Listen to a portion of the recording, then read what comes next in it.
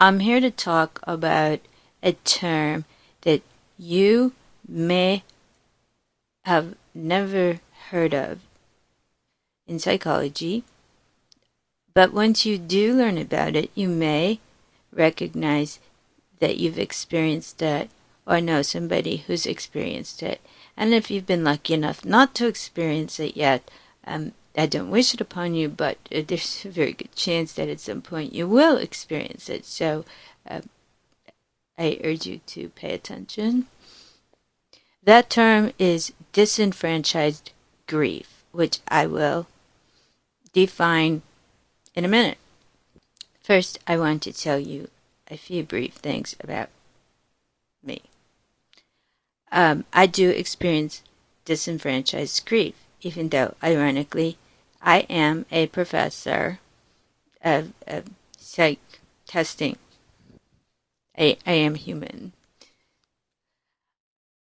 And you may think I have an accent. I have a poorly understood nervous system disorder that severely affected my speech, among a lot of other things. Right now I sound dehydrated. That's another thing that it affects. No matter how much I drink. So I get IV hydration, and I drink a lot. Okay, so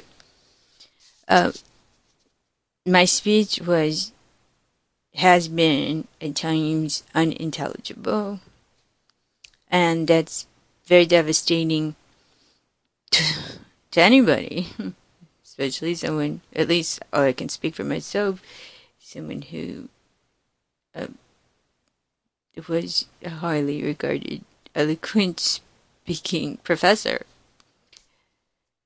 But worse than the illness is the perceptions of others that are starkly different from their perceptions of me as the esteemed professor.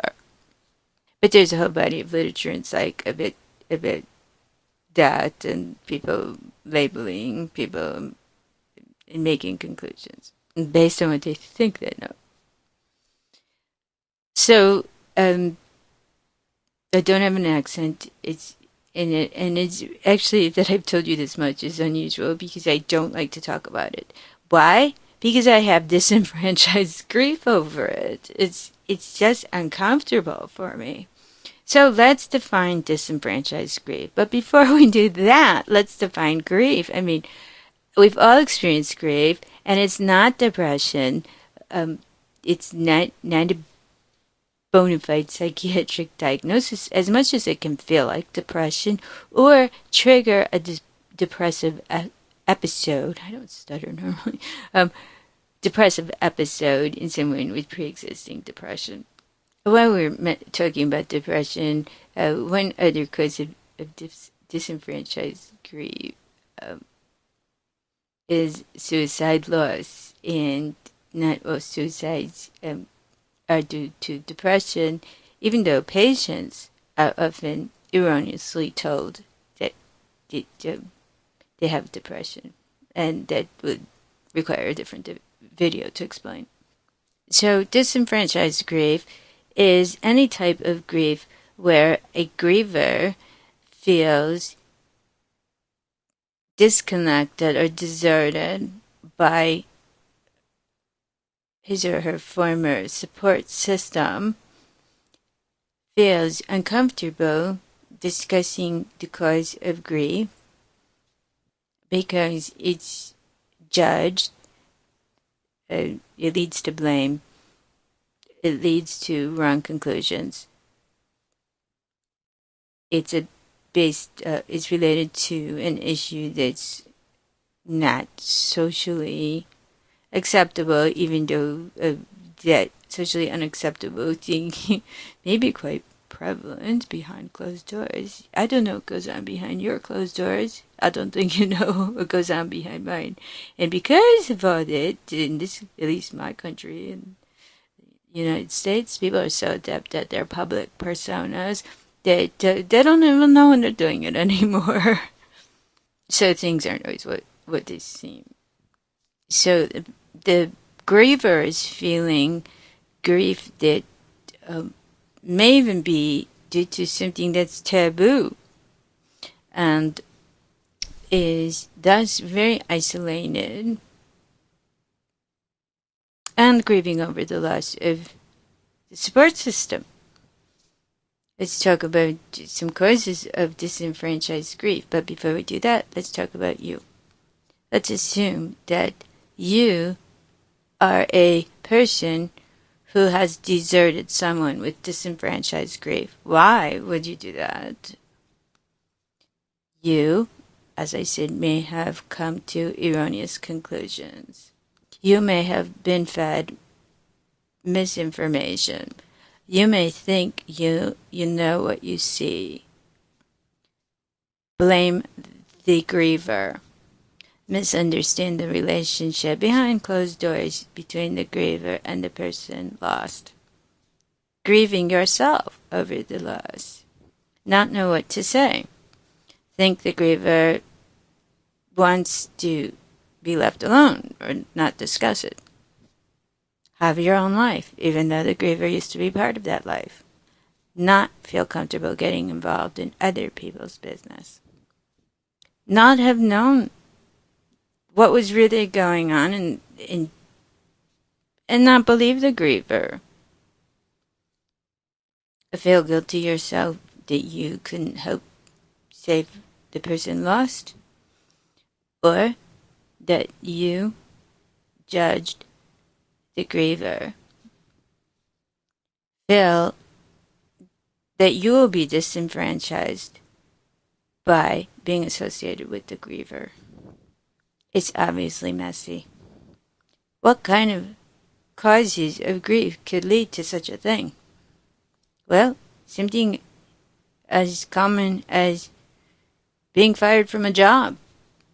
That would be a source of loss and grief, and hard for a person to share. Invisible disability or illness, hidden, whatever, where people feel judged about, that they're not really, that people feel they must prove that they're sick. A rare illness that you fear or you don't understand. A more common illness. We all have known someone with cancer, but we don't always talk about how they really feel, or how the person with cancer is hurting emotionally, or their fears. Pet loss. Yeah, pet loss. It's not socially acceptable, even though all over Facebook there's stuff about pet abuse, and not child or spousal abuse or elder or disability. After all, it was just an animal, not a real person. There's a whole body of literature and psychology about pet grief. If you've experienced it, you're certainly not alone. Loss of someone to addictions. The person was doing bad things. Could have even been not substance abuse, gambling. And the griever is also gambling the loss of security. Why? How could that person love somebody who did such bad things? Well, that wasn't the only aspect of the last person's personality. Mental illness. Age.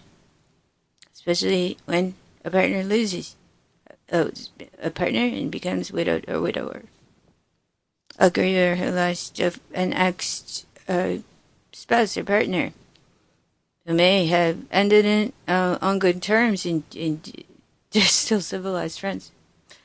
Or may not have. And then there's a whole layer of messy stuff also that must be dealt with.